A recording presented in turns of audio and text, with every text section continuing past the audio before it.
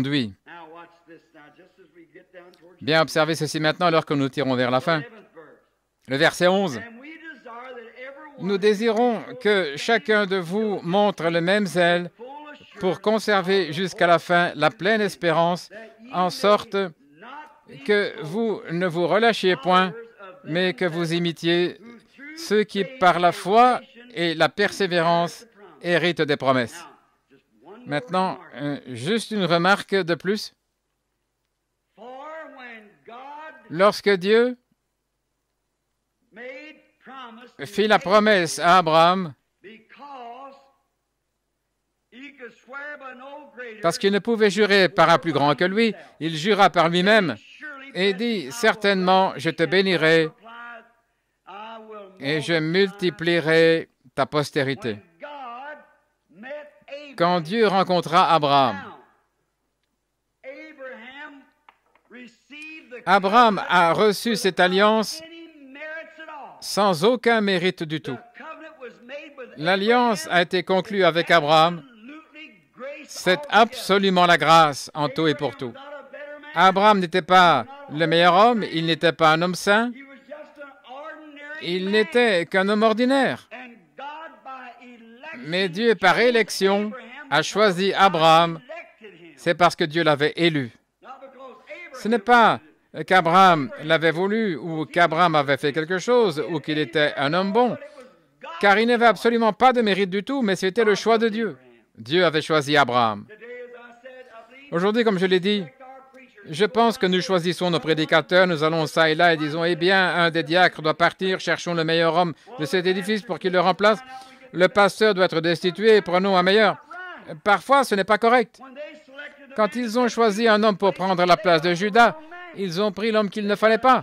Ils ont pris un homme distingué, Matthias, un grand scribe, un érudit, un diplomate. Ils ont dit, c'est bien lui qui convient pour cette place. Dis donc, il a l'air de l'homme qu'il faut. Mais ce n'était pas le choix de Dieu. Et on a pris cet homme, mais il n'a jamais rien fait pour Dieu. Mais Dieu choisit un petit juif colérique, au nez crochu, qui était venu là, le visage, je vais y aller, je vais les arrêter. Et Dieu a dit, je vois quelque chose en lui, je l'utiliserai. Et Dieu lui apparut là dans cette grande lumière et Paul demanda, qui es-tu, Seigneur? Il dit, je suis Jésus. Il te serait dur de regimber contre les aiguillons. Pourquoi me persécutes-tu? Et Dieu a pris cet homme-là et en a fait un des plus grands hommes qui ait jamais marché sur la surface de la terre depuis Jésus-Christ. C'était là le choix de Dieu. Aujourd'hui, nous essayons de faire un choix. Vous, les églises, vous envoyez tel homme ici et tel autre là-bas. Ce n'est pas ainsi que ça doit être fait. C'est Dieu qui conduit les choses. C'est Dieu en tout, à travers tout, au-dessus de tout.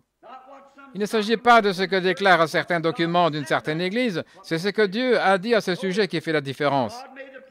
Dieu a fait une promesse inconditionnelle à Abraham. Et maintenant, attendez. Abraham ne devait rien faire. Dieu avait dit, je l'ai déjà fait. Dieu a fait une promesse à Adam. Il a dit, Adam, si tu ne touches pas à ceci, tu vivras pour toujours. Mais le jour où tu en mangeras, ce jour-là tu mourras. Adam a dit, de toute façon, je me demande tout simplement ce qu'il en est de tout ceci. Il est allé là et en a mangé. Chaque fois qu'un homme conclut son alliance avec Dieu, ou plutôt que Dieu la conclut avec un homme, c'est l'homme qui viole son engagement. Ainsi, Dieu a dû faire quelque chose parce qu'il avait vu ce qu'était l'homme. Et comme ils étaient prédestinés, ils étaient élus, Dieu devait faire quelque chose. Ainsi, Dieu est descendu et a conclu son alliance avec Abraham de manière inconditionnelle. Si ce n'était pas fait de manière inconditionnelle, Abraham serait perdu depuis longtemps. Regardez-le là à Guérard, rétrograde, en train de mentir. Et il donne sa femme à un autre homme pour sauver sa propre peau. Quel homme! Assis là, rétrograde. Dieu lui avait parlé disant, ne quitte pas cet endroit, reste ici. La famille le fit partir de là. Il est allé errer ça là où c'était plus facile. Vous savez ce qui arrive à un homme quand il prend le chemin de la facilité? Il est allé errer là où l'herbe était plus verte. Et quand il est arrivé là, il a dit à ce roi que sa femme était sa sœur, afin de sauver sa peau. Et c'était un mensonge. Et tout homme qui prendrait sa femme pour la donner à un autre afin de sauver sa peau Il était donc là, dans une petite tente rétrograde, en train de mentir, et carrément, il était tout à fait coupé de la promesse et de tout le reste. Cependant, il restait toujours le prophète de Dieu. Et il y avait Abimelech, qui était un homme bon et pieux. Il faisait bien sûr ses prières tous les soirs. Il vit venir là cette grand-mère de 100 ans, redevenue jeune et jolie. Et il dit, « Voilà la fille que j'ai toujours attendue, je vais l'épouser. » Abraham dit, « Tu peux la prendre, c'est ma sœur. » Et elle, c'est mon frère. Il l'emmène donc quelque part, il demande aux femmes de lui faire une toilette complète, de lui mettre de beaux habits, de l'arranger comme une princesse. Et il dit ses prières et s'allonge sur le lit, et puis il redresse ses pieds en disant, « Demain, j'épouserai cette belle jeune hébraïque, la sœur de ce garçon-là. Oh, ce sera merveilleux. Oh Seigneur, tu sais combien je t'aime. Ce sera merveilleux. » Mais Dieu dit, « Tu es pratiquement un homme mort. »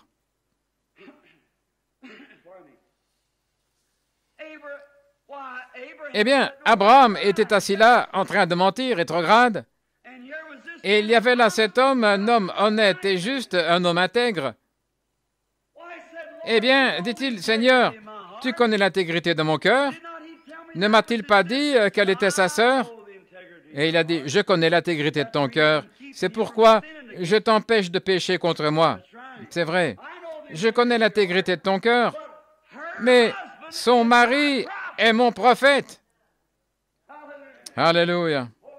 Oh, si ce n'est pas la grâce, qu'est-ce que c'est?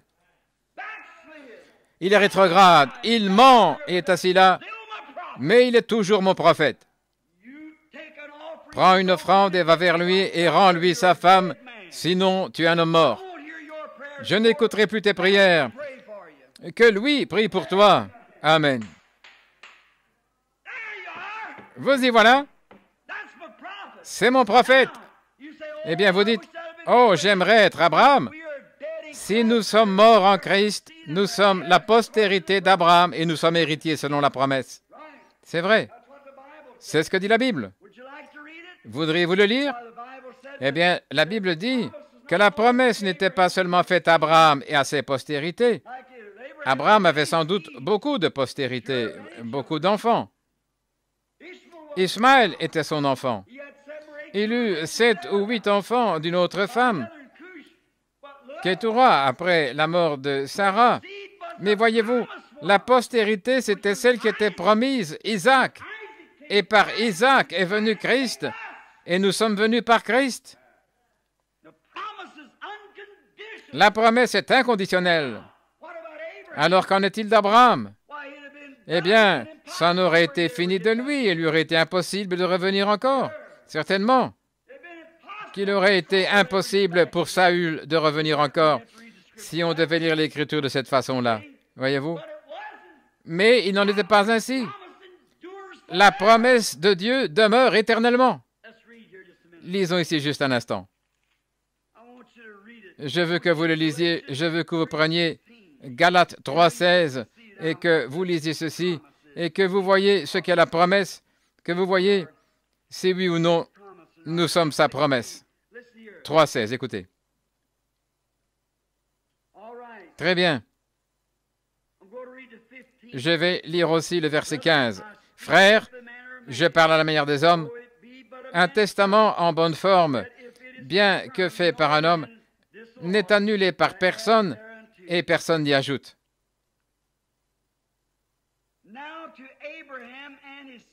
Or, les promesses ont été faites à Abraham et à sa postérité, à sa semence, à Abraham et sa postérité. Maintenant, regardez. Il n'est pas dit « et à tes postérités au pluriel », comme s'il s'agissait de plusieurs, mais comme une seule, et à ta postérité, c'est-à-dire Christ. Alors, Christ était la postérité d'Abraham, et nous, étant morts en Christ et baptisés dans son corps, nous sommes la postérité d'Abraham et héritiers de la promesse. Comment allez-vous donc retomber si Dieu vous a fait la promesse? comment allez-vous rétrograder? Vous en allez devoir aller en enfer à cause de cela.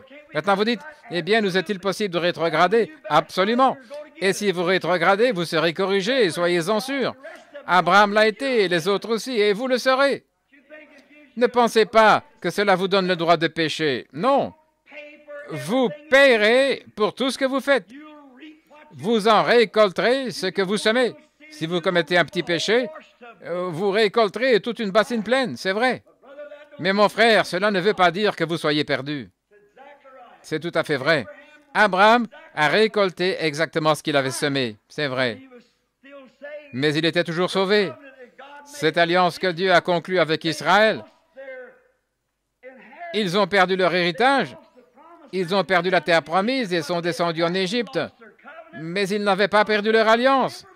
Dieu a dit, je me suis souvenu de ma promesse que j'avais faite à Abraham. Je m'en suis souvenu. Et je suis descendu pour délivrer mon peuple.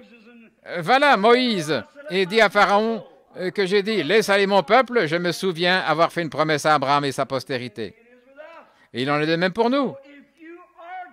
Ainsi, si vous êtes mort, votre vie étant cachée en Dieu par Christ, il n'y a rien au monde qui puisse vous atteindre.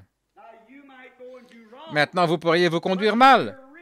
Mais si vous êtes réellement un véritable enfant de Dieu et que vous constatiez que vous avez mal agi, vous vous relèverez et essayerez de nouveau. C'est vrai. Mais vous ne resterez pas étendu là. Par contre, si vous êtes un lâche, si vous êtes un gratteron, s'il n'y a pas de lève-toi en vous, vous direz, eh bien, ça ne fait rien de toute manière. Le royaume de Dieu est semblable à un homme qui prit un filet et s'en alla à la mer et l'y jeta. Lorsqu'il le retira, il y avait des tortues, des grenouilles, des serpents, des lézards, des araignées et des poissons. Voilà l'Évangile quand il est prêché. C'est comme si le Seigneur disait à un prédicateur comme Frère Graham de passage ici, va dans ce coin-là et prêche pendant un petit moment, Frère Graham, très bien.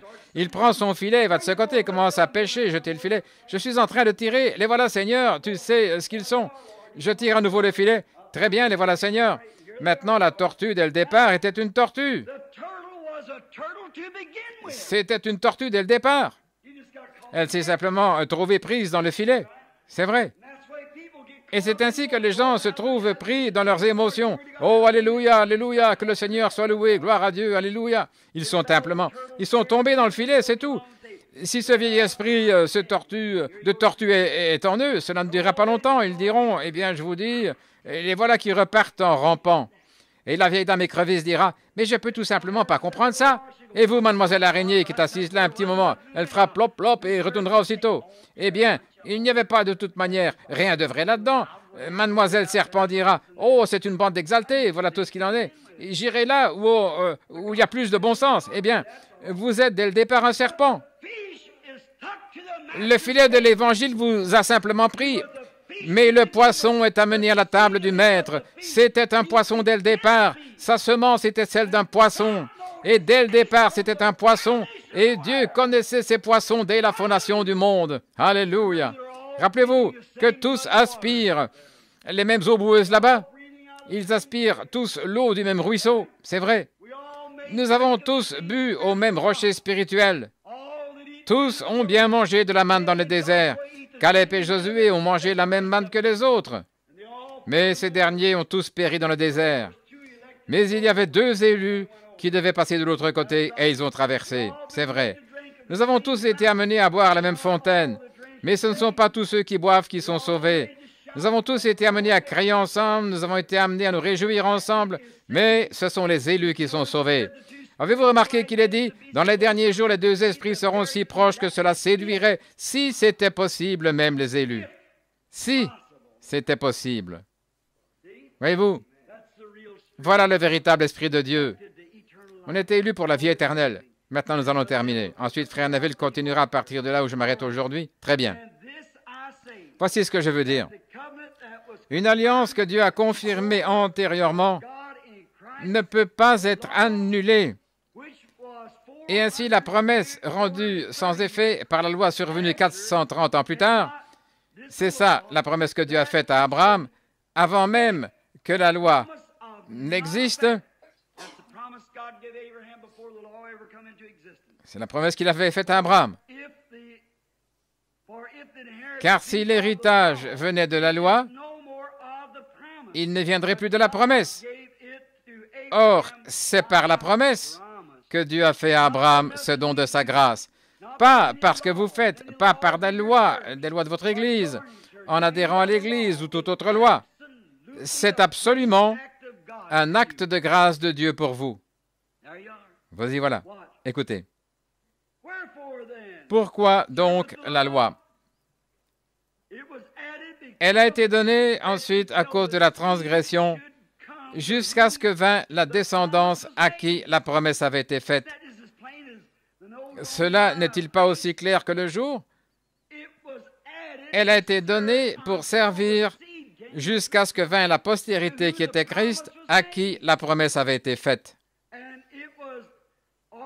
Elle a été promulguée par des anges au moyen d'un médiateur. Or, le médiateur n'est pas médiateur d'un seul, tandis que Dieu est un seul. Maintenant, je m'arrête juste ici et Frère Neville reprendra juste à partir d'ici mercredi prochain. Avez-vous donc compris ce que nous avons dit? Il est absolument impossible qu'un chrétien né de nouveau, je ne parle donc pas de celui qui se dit être né de nouveau, je parle d'un vrai chrétien né de nouveau, qu'il soit déchu de la grâce. Il ne le peut pas. Il peut tomber, c'est vrai, mais il ne peut jamais sortir de cette grâce. Abraham était déchu de la grâce, certainement. Dieu lui a dit de rester à cet endroit-là, et il est parti de là. Mais il n'a jamais perdu son alliance. Il était toujours l'élu de Dieu. Il était un prophète étant là-bas. Il l'avait toujours été. Il sera toujours Dieu. Maintenant, remarquez, la Bible dit que tout Israël sera sauvé. Combien le savent? La Bible dit que tout Israël sera sauvé. Or, Israël n'est pas Israël selon la chair, mais Israël selon l'Esprit, car les dons et les appels sont sans repentance. Est-ce que c'est ça que dit la Bible au verset suivant, dans Galates? Tout Israël sera sauvé. Chacun d'eux est sauvé. Comment devenons Israël? Étant morts en Christ, nous devenons la postérité d'Abraham et nous sommes héritiers selon la promesse. Paul dit, le juif, ce n'est pas celui qui en a les apparences extérieurement, mais le juif, c'est celui qui l'est intérieurement. C'est lui qui l'est selon la promesse. Et nous sommes la postérité d'Abraham selon la promesse par Christ quand nous l'acceptons comme notre sauveur personnel. Oh, j'espère que vous voyez ça, j'espère que vous comprenez. Si vous pouvez vous en tenir encore un peu. Maintenant, nous terminons par ici et puis nous commencerons avec Melchisédek, ce qui nous ramène directement à ceci. Nous commençons directement. Oh, tout est vraiment merveilleux. Mais nous continuons tout simplement à pénétrer dans ces merveilleuses choses. Maintenant, vous voyez, si vous preniez ceci, c'est comme si vous pouviez lire simplement dans les références. C'est comme un véritable trinitaire de stricte observance qui croit qu'il y a trois dieux. M'a dit une fois que Matthieu 3 déclarait formellement qu'il y avait trois personnes distinctes dans la divinité. J'ai dit, je dois voir ça. Il a dit, regardez. Se tenant juste à cette chair, il a dit, regardez ici. Matthieu 3. Dès que Jésus sortit de l'eau, voici, les cieux lui furent ouverts et il vit l'Esprit de Dieu comme une colombe, et une voix fit entendre des cieux ces paroles, « Celui-ci est mon Fils bien-aimé, en qui j'ai trouvé mon plaisir. » Il y en avait trois là, le Fils sur la rive, le Saint-Esprit entre les deux et le Père en haut. J'ai dit, mon frère, les Écritures ne disent pas ça. Aussi, c'est ce qu'elles disent. J'ai dit, alors relisez ça et voyez si c'est ça qu'elles disent. Voici le tableau. Voici Dieu le Fils, voilà Dieu le Père et voici Dieu le Saint-Esprit comme une colombe. Maintenant, faites attention. Lorsque Jésus fut baptisé, la Bible dit le Fils sortit aussitôt de l'eau et voici les cieux au-dessus lui furent ouverts et une voix disant, il vit l'Esprit de Dieu comme une colombe. Non pas une autre personne là au-dessus, mais cet Esprit de Dieu qui était une colombe, laquelle se trouvait au-dessus de lui, et une voix vint disant, « Celui-ci est mon Fils bien-aimé, en qui j'ai trouvé le plaisir de demeurer. » Lisez maintenant Matthieu 3, et voyez si ce n'est pas ce qu'il dit. Et voyez-vous, il ne s'agit pas de trois personnes. Pas du tout. Ceci ne veut pas dire qu'il est impossible à un homme de revenir quand il rétrograde. Ce n'est pas ce qui est dit. Ce n'est pas ce qui est dit. Il est dit, il est impossible à un homme de revenir pour être renouvelé après qu'il ait été une fois là. il ne le peut pas. La Bible dit, celui qui est né de Dieu ne pratique pas le péché. En effet, il ne peut pas pécher parce que la semence de Dieu demeure en lui et il ne peut pas pécher. Comment puis-je être appelé pécheur alors qu'il se tient là, un sacrifice qui prend ma place? Comment puis-je mourir alors que la dette de la mort a été payée pour moi? Comment puis-je mourir alors que j'ai la vie éternelle? Comment le pourrais-je? Vous ne le pouvez pas. Comment un policier pourrait-il m'arrêter pour avoir roulé à 95 km/h alors que j'ai l'autorisation du maire de la ville de rouler à 95 km/h dans la ville? Comment le pourrait-on? J'ai l'autorisation du maire me donnant le droit de le faire. On ne peut pas m'arrêter. Son coup de sifflet pour m'arrêter et tout le reste, je pourrais tout simplement l'ignorer. Cela ne veut rien dire, j'ai l'autorisation. Et comment puis-je donc, après que Christ est mort pour moi et que je suis devenu sa justice, à cause de sa grâce et de son amour pour moi, comment puis-je pécher alors qu'il se tient quelque chose entre moi et Dieu, un sacrifice? Je ne peux pas pécher. Je ne le peux pas. Dieu ne me voit pas. Il voit Christ qui prend ma place. Et quand je commets une faute, Christ prend ma place. J'ai fait ma confession. J'ai tort, il a raison. Seigneur, tu connais mon cœur. Tu sais si oui ou non je suis sincère. Et j'ai tort, pardonne-moi. Dieu ne voit jamais cela. Le sang de Jésus me couvre tout le temps. Alors, comment Dieu peut-il me voir? Comment le péché peut-il m'être imputé quand lui ne peut pas le faire? Dès que j'en commets un, c'est pardonné. Et c'est vrai. C'est comme lorsque vous prenez un petit compte-gouttes comme ceci, un compte-gouttes pour les yeux, et que vous le remplissez d'encre noire et que vous le tenez au-dessus d'un bac de décolorant et ensuite laissez simplement couler cette encre là-dedans. Alors, essayez de le retrouver. Elle s'est transformée en décolorant. L'encre s'est changée en décolorant. Et c'est ce que vos péchés confessés. Si vous êtes en Christ, il y a entre vous et Dieu tout un bac de décolorant. Et votre péché devient justice. Parce qu'un sacrifice juste vous attend là. Quand à la fin de mes jours, j'atteindrai la rivière et que les derniers vents de chagrin auront soufflé, il y a une pensée qui me réjouit et rend mon cœur heureux. Je n'aurai pas à traverser le Jourdain seul. Voilà une bonne chose. C'est une bonne chose. Je n'aurai pas à le traverser. Un de ces jours, nous arriverons à la fin de la route. Le soleil refusera de briller. Puis Dieu appellera. Adam étendra sa main pour secouer et dira, « Chérie, ça y est, c'est l'heure de se réveiller. » Ève étendra sa main et saisira Abel et dira, « Viens mon chéri, c'est l'heure de se réveiller. » Abel saisira Seth et Seth saisira Noé et Noé saisira, oh, ainsi de suite jusqu'à Abraham. Et au fur et à mesure qu'il se présente, il y aura une grande secousse et un grand réveil quand le Fils de Dieu viendra. Nous serons à sa ressemblance en ce jour-là. Maintenant, si vous commettez un péché ici, vous paierez pour cela. Quelque chose continue de me venir à l'esprit. Je dois simplement le dire. J'ai essayé de l'étouffer 4 ou 5 fois. Il faut que je le dise. Combien se souviennent de ce frère, le pasteur qui était ici à l'Église de Dieu? Comment s'appelait-il? Il travaillait pour le compte de Vorgang. La première Église de Dieu, juste là au coin. Oh, il vendait des produits Rowley pendant la dépression. Un homme vraiment pieux et saint. C'est Frère Smith qui l'a remplacé là-bas. Je dirai son nom dans quelques minutes. C'était un homme sauvé par Dieu. Souvenez-vous, si vous ne vous pliez pas à la correction après que vous avez commis une faute en tant que chrétien, Dieu vous donnera un avertissement. Et ensuite, si vous ne tenez pas compte de l'avertissement, il vous ôtera de la terre. Et c'est ce qu'il a fait. Vous vous souvenez dans la Bible? Regardez l'Église de Corinthe. Il leur avait dit qu'ils étaient positionnellement ce qu'ils étaient en Christ, mais il les avait avertis de ce qui allait arriver. Et il s'était corrigé et s'était mis en ordre vis-à-vis de Dieu.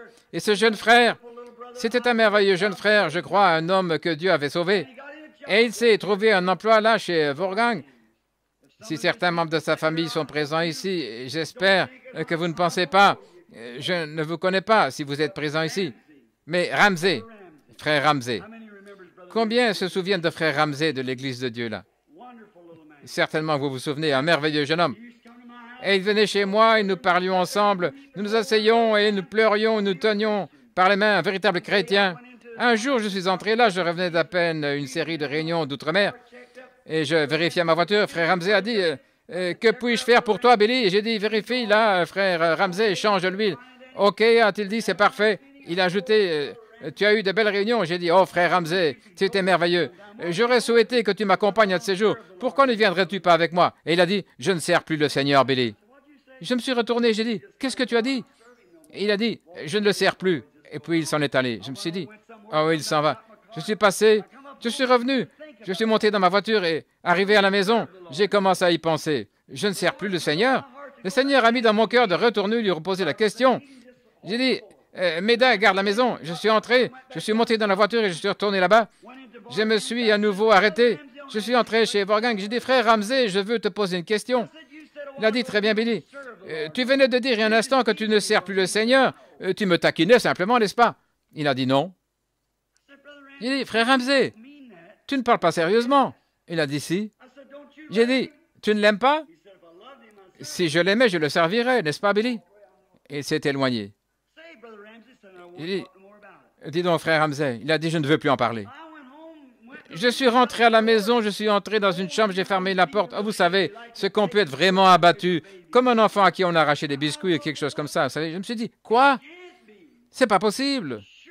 Certainement que quelque chose est arrivé à frère Ramsey.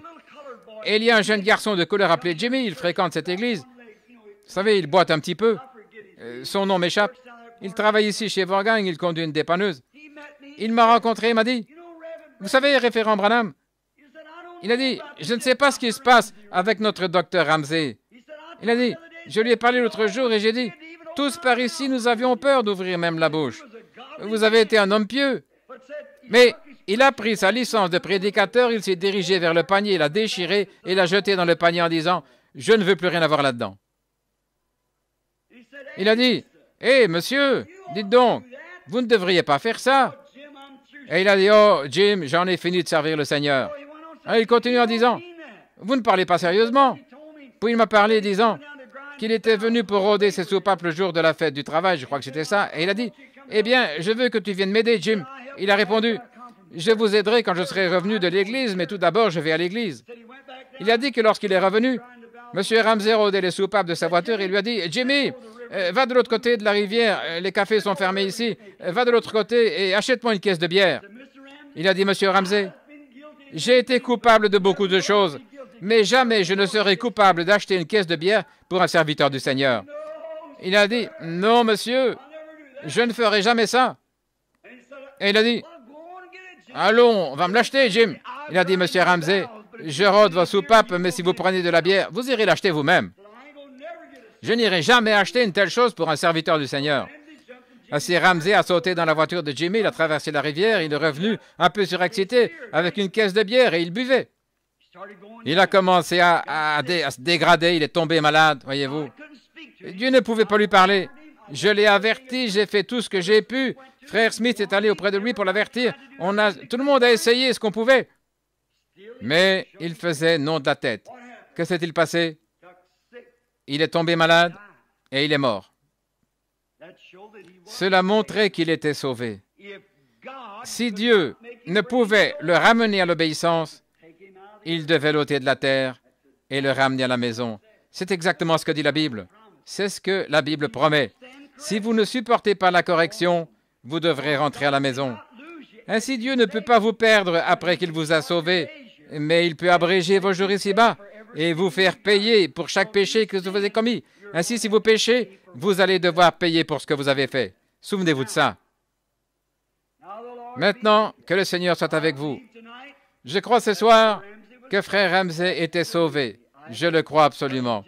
Mais il ne voulait tout simplement pas obéir à Dieu. Et comme il ne voulait pas obéir, Dieu devait le ramener à la maison. C'est tout ce qu'il y avait à faire.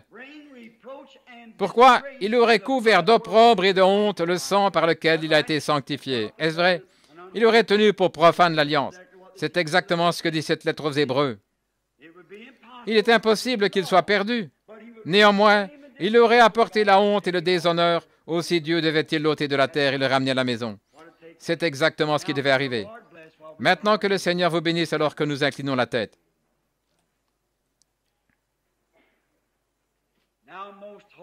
Maintenant, Père très saint et miséricordieux, nous te sommes reconnaissants pour la promesse que nous avons reçue, selon laquelle tu ne nous délaisserais point, tu ne nous abandonnerais point.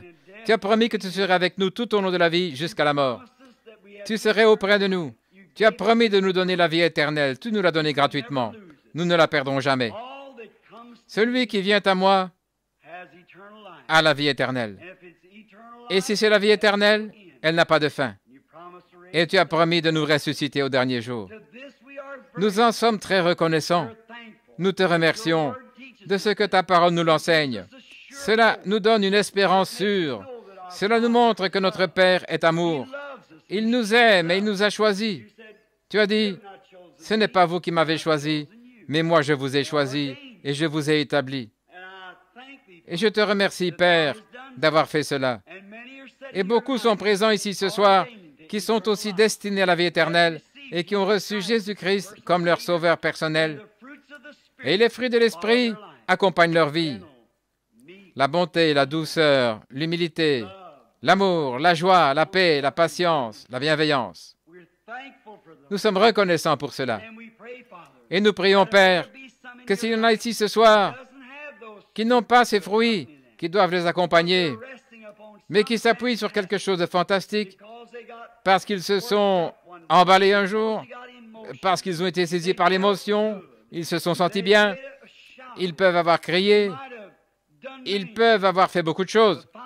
Mais, Père, s'ils n'ont pas les fruits de l'Esprit, qui les gardent chaque jour dans un amour constant, pardonnant à leurs ennemis, redressant leurs torts et vivant paisiblement dans l'amour, étant doux et gentils les uns envers les autres, ayant un zèle pour l'Église, un amour pour Christ et pour ses enfants. Ô éternel Dieu, pardonne-leur. Bien qu'ils soient membres de l'Église, membres du corps terrestre, puissent-ils aller maintenant de l'avant en mettant de côté ces œuvres charnelles et mortes pour courir vers la perfection. Accorde-le, Seigneur. Puisse-t-il venir vers celui qui est parfait et le recevoir, lui, en tant que propitiation pour leurs péchés, afin qu'il soit le sacrifice parfait pour l'homme coupable et pour la femme coupable, et qu'il leur accorde la grâce de son amour et de paix jusqu'à ce qu'ils viennent dans la présence de Dieu pour y vivre éternellement. Accorde-le, Père. Pendant que nous avons la tête inclinée, s'il y a quelqu'un qui aimerait échanger une vie charnelle d'ordonnance, de baptême, de sensations, de petites choses charnelles comme ça, contre un véritable cœur rempli d'un amour réel, et que vous pourriez aller vers votre ennemi le plus acharné, mettre vos bras autour de lui et lui dire « Mon frère, je prierai pour vous, je vous aime ». Si vous désirez échanger cette expérience de choses charnelles contre une véritable expérience d'amour, voudriez-vous lever la main vers Dieu et dire « Oh Dieu, prends-moi ce soir et fais de moi ce que je dois être. Je prierai pour vous juste ici à la chair. » Voudriez-vous que l'on prie pour vous? Levez la main. Que Dieu vous bénisse là au fond, monsieur. Que Dieu vous bénisse, mon frère. Quelqu'un d'autre? Que Dieu vous bénisse. Ça fait des années que je viens à l'église. Que Dieu vous bénisse. Que Dieu vous bénisse là, frère. Là, jeune dame. Je demanderai à Dieu de me rendre paisible. Êtes-vous vraiment furieux? Êtes-vous de mauvaise humeur? Doutez-vous? Vous agitez-vous? Vous demandez-vous si c'est vraiment réel ou pas? Quand vous venez à Christ, venez-vous avec une pleine assurance, avec un cœur plein d'amour. Vous approchez-vous de lui sans peur en disant « Je sais qu'il est mon Père et il n'y a pas de condamnation. » Vous êtes passé de la mort à la vie, vous le savez, et vous examinez votre vie. Vous êtes plein d'amour, vous pardonnez, vous êtes bon, vous êtes paisible, vous êtes doux. Tous ces fruits de l'esprit accompagne chaque jour votre vie. Et dès que vous faites quelque chose de mal, oh là là, dès qu'il vous vient à l'esprit que vous avez mal agi, mettez rapidement la chose en ordre à l'instant. N'attendez pas une minute de plus. Allez directement mettre la chose en ordre. Si vous ne le faites pas, eh bien, vous n'avez pas l'esprit de Christ. Vous pourriez être une brave femme, vous pourriez être un brave homme, vous pourriez être bien considéré dans l'Église et considéré dans votre entourage. Mais êtes-vous allé à cette perfection au point où vous placez toute votre confiance en Christ? Et il vous donne simplement le sceau. Abraham crut Dieu, et cela lui fut imputé à justice, et Dieu lui donna le sceau de la circoncision comme confirmation. Maintenant, vous dites, je crois en Dieu, j'ai fait ma confession, mais Dieu a-t-il apposé le sceau du Saint-Esprit en retour sur votre vie? L'amour, la joie, les fruits de l'Esprit, pour prouver que vous avez été sauvé. S'il ne l'a pas fait, alors il n'a pas encore reconnu votre foi. Vous avez simplement fait votre confession et il ne l'a pas accepté, il y a quelque chose qui ne va pas. Aimeriez-vous donc le recevoir? Levez la main s'il y a quelqu'un d'autre avant que nous prions. Que Dieu vous bénisse, jeune dame, que Dieu vous bénisse là aussi. Quelqu'un d'autre? Avant de prier? Très bien. Que Dieu vous bénisse. Là, au fond, sœur, que Dieu vous bénisse, frère. Que Dieu vous bénisse, mon frère. C'est bien. Une dizaine, une quinzaine de mains se sont levées. Prions maintenant. Seigneur béni, ils se trouvent là où ils sont assis, à leur hôtel, c'est à leur siège où ils sont assis maintenant. C'est là que tu as parlé à leur cœur, disant qu'ils sont dans l'erreur. C'est là, à leur siège, que tu as mis un désir dans leur cœur, un désir ardent d'être davantage comme Jésus. Ils veulent que leur vie change, ils veulent être doux et humbles, ils veulent être bons et pleins de patience, ils veulent être tempéraments et tolérants. Ils veulent être tellement comme des chrétiens, tellement comme Christ, que le monde dira quand ils passeront dans la rue, « Cet homme est vraiment un chrétien, cette femme est vraiment une chrétienne. » Oh, ce sont des gens les plus aimables, les plus humbles et les plus doux. Accorde, Seigneur, qu'ils reçoivent cette expérience ce soir. Et puissent-ils ne jamais compter sur leur capacité ecclésiastique, sur leur affiliation à une église ou une quelconque dénomination, ni sur leurs émotions, ni sur quelque chose de sensationnel, tel que les émotions ou un événement. Il se peut qu'ils aient crié, parlé en langue ou quelque chose d'autre. Ô éternel Dieu, ne les laisse pas essayer de placer leur confiance là-dessus pour aller au ciel.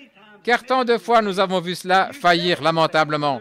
Et tu as dit que ça faillirait. Les langues cesseront, les prophéties prendront fin, la connaissance disparaîtra. Bien que ces choses soient des dons, des miracles, des guérisons, tout cela cessera. Seul cet amour divin subsistera. Oh Dieu, crée cela dans leur cœur et révèle-leur que c'est l'Esprit qui produit les fruits. Fais-le maintenant, Seigneur, pendant que nous attendons à toi, car nous le demandons au nom de Jésus. Amen.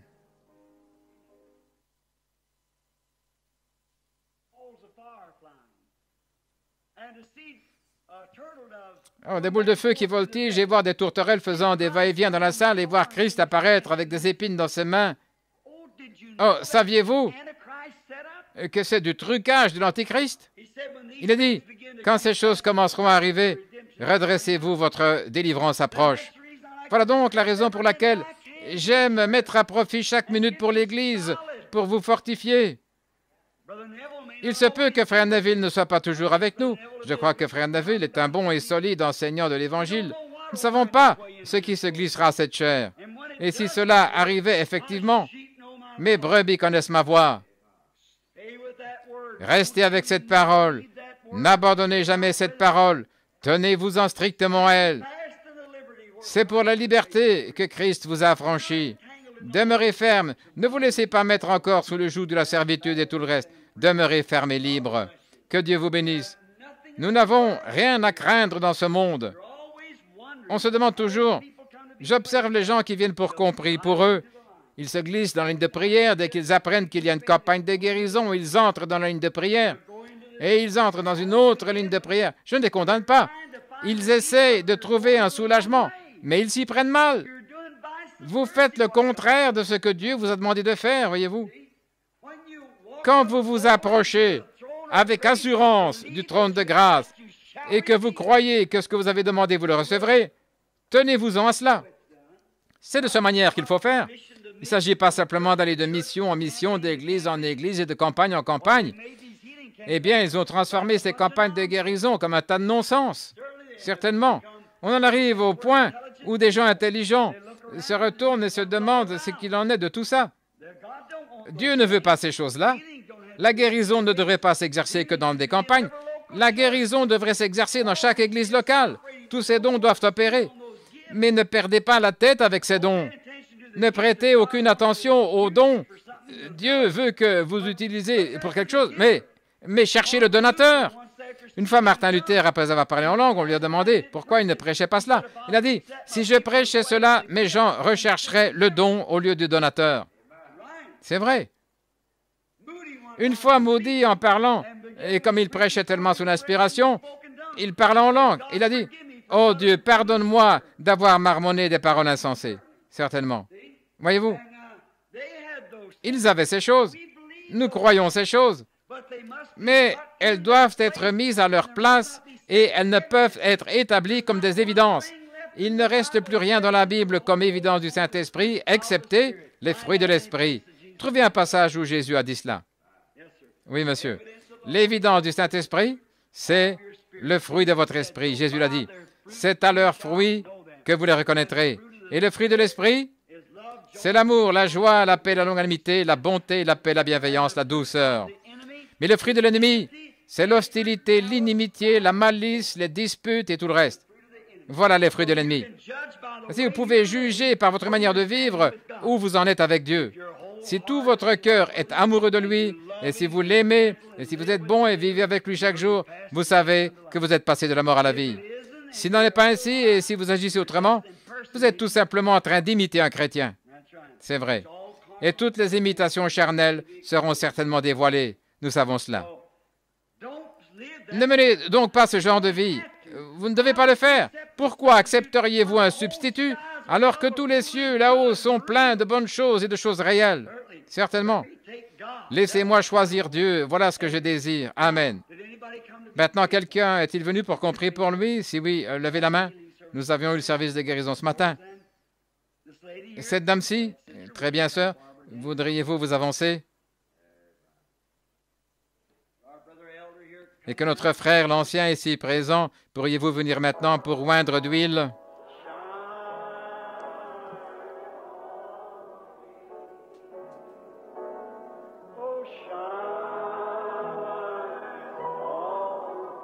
Brille sur moi. Seigneur, brille sur moi, éclaire-moi.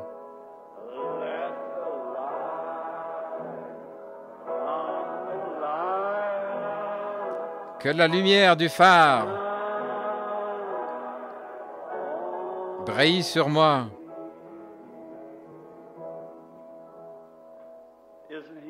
N'est-il pas merveilleux? Inclinons la tête tout doucement maintenant. Encore une fois, brille sur moi. Allons-y, tout le monde. Adorez-le simplement dans votre âme. Soyez tranquille. Le service de guérison approche. Le message est terminé. Adorons.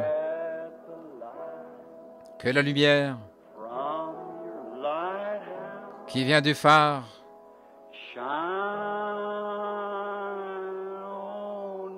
brille sur moi.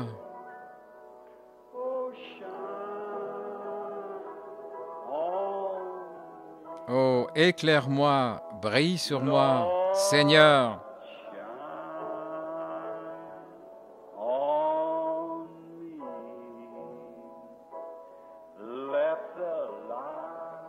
Que la lumière du phare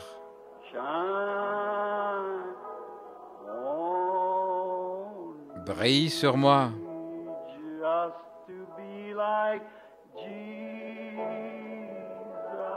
Être comme Jésus.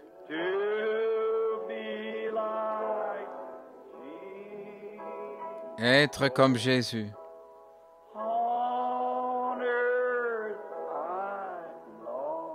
Sur la terre, je désire être comme lui.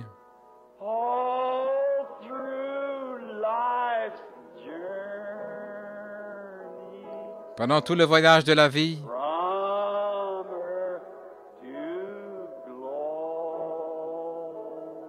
de la terre à la gloire, je demande seulement d'être comme lui.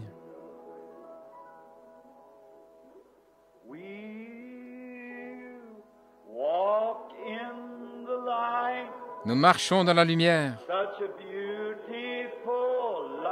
une si belle lumière.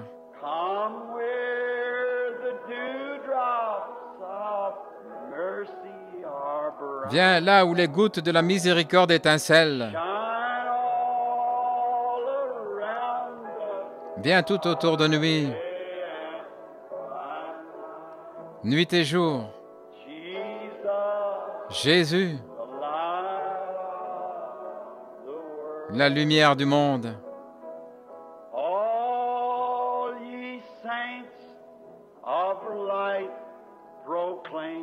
Vous tous, saints de la lumière, proclamez Jésus, la lumière du monde.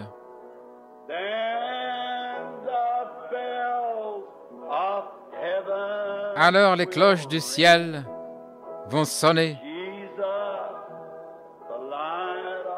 Jésus, la lumière, reçois-nous, Seigneur, pendant que nous t'adorons.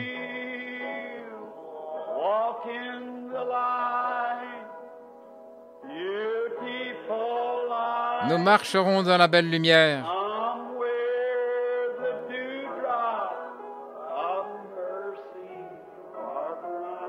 Viens là où les gouttes de rosée de la miséricorde étincellent.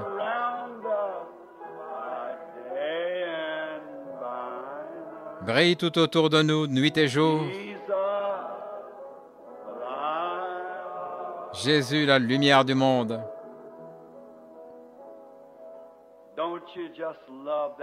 N'aimez-vous pas vraiment ce récurage? Vous sentez-vous bien? Levez la main. Il y a quelque chose dans ces chants à l'ancienne mode, ces cantiques d'autrefois. Je les préfère à tous ces nouveaux chants mondains que l'on introduit dans les églises chrétiennes. J'aime ce vieux cantique.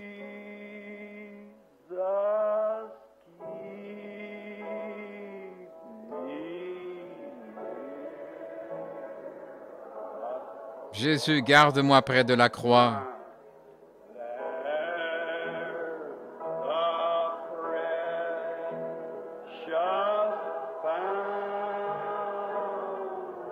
Là où il y a une précieuse fontaine,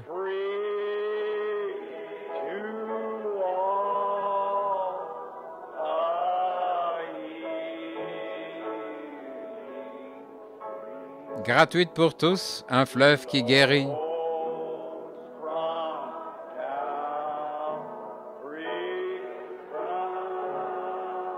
Qui coule du mont du Calvaire.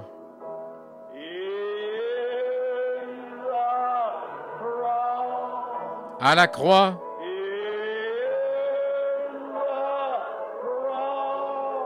à la croix,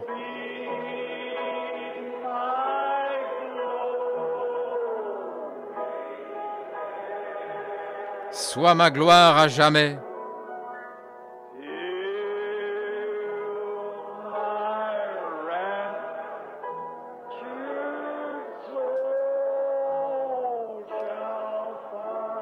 Jusqu'à ce que mon âme enlevée trouve le repos.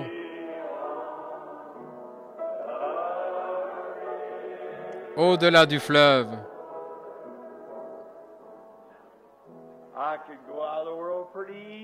Oh, je pourrais facilement quitter ce monde lorsqu'on chante ce cantique. Pas vous? C'est merveilleux. Tout est-il bien en ordre?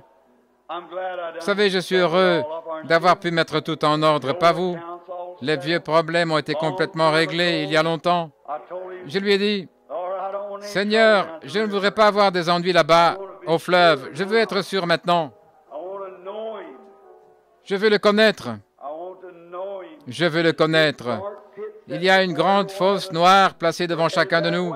Nous nous avançons dans cette direction à chaque battement de cœur. Nous nous en rapprochons de plus en plus. Mais quand j'arriverai là, je ne veux pas me dérober comme un lâche. Je veux m'envelopper des vêtements de sa justice et y faire face, sachant ceci, que je le connais dans la puissance de sa résurrection. Et quand il appellera, je sortirai d'entre les morts. Ma foi regarde à toi, chantons-le.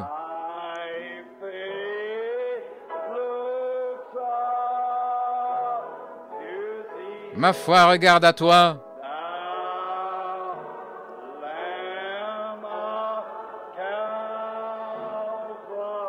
Toi, agneau du calvaire.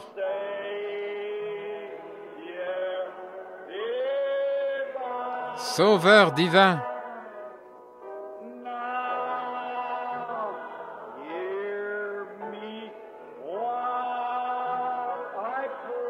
Maintenant, écoute-moi alors que je prie.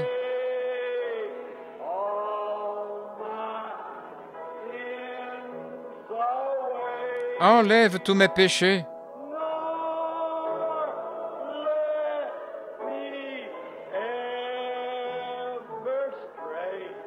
Ne me laisse jamais m'éloigner de toi.